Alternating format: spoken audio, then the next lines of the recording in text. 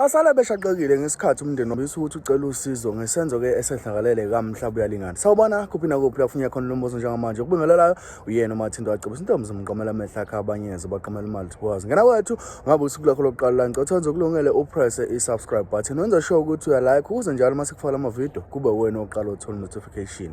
Umndeni wamabika eMhlaba uyalingana ubike ukuthi kunesehle esivele senzeke ngalesikhathi bethi bahleli kuvele kuvuthe impahla noma kuvuthe izindlu ngaphakathi bacela usizo mayelana nomuntu okuyena ongasiza mayelana nalolu daba. Ubese bika ukuthi ke umuzi kadadewabo njengoba ke ubona nawe esithombeni ukuthi ngempela kunezinto ezenzakalayo kulomuzi engaqondakala. Usho nokusho ukuthi sebeyayivala izindlu njengamanje bayikhiphile zonke impahla abasalali kuzona ngoba kuyafana mabelele kuzona kuvule kuqubuka umlilo abangawazi ukuthi uqhamukaphi. Ngaphandle nje komusho isikhathi sakho mlaleli wami ngicela ukuthi uyizwele nayo.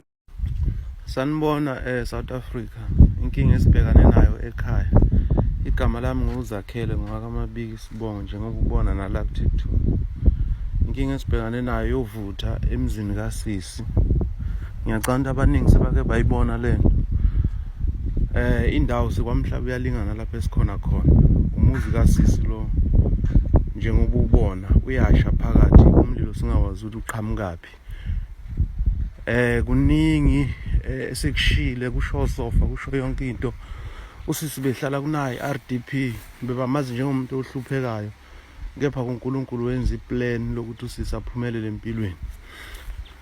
Uthe mayisephumelele wavuka umona ngizothi semndenini njengoba ubona yabona impahla ihlezi phandle usisi ulala phandle nabo sofa baphandle noma kungabonakali kahle ngisazokukhombisa enye indlu.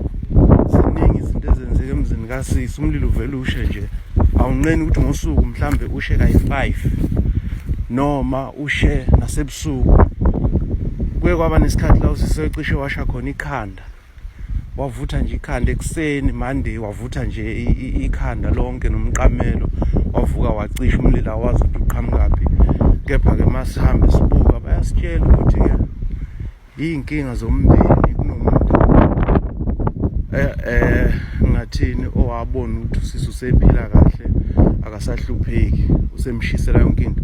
Yabona osofa bahlezi phandle bathelwa idust kushaya umoya nje ngobuzwa nje kunomoya bathelwa idust bayasha yabona nje la ade kusha la sacisha la ikhona inobona khona ade kusha sacisha indlu yasha ke njengokubona nje seze sayikhiya kusahlala lutho yabona ama fridge yashindla yayibona phezulu ukuthi injani kuningi usisi abamzondela khona asikwazi ngoba noma sihambe sibhula sifike sithola umona emndenini sesibhule kaningi njengoba ubona nje yikho konke lokhu umonakalo owenziwa uvutha bamfakela uvutha usisi yabona ukuthi icabha zinjani kushile nje kuyasha usisi umuntu waphandle njengoba nje kusebusika kanje nakubanda bayamzonda ngazi ukuthi inkingi ikuphi.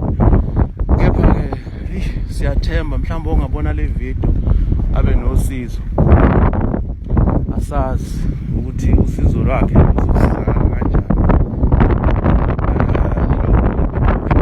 Maniyibona le video le ithumele nabantu abanosizo.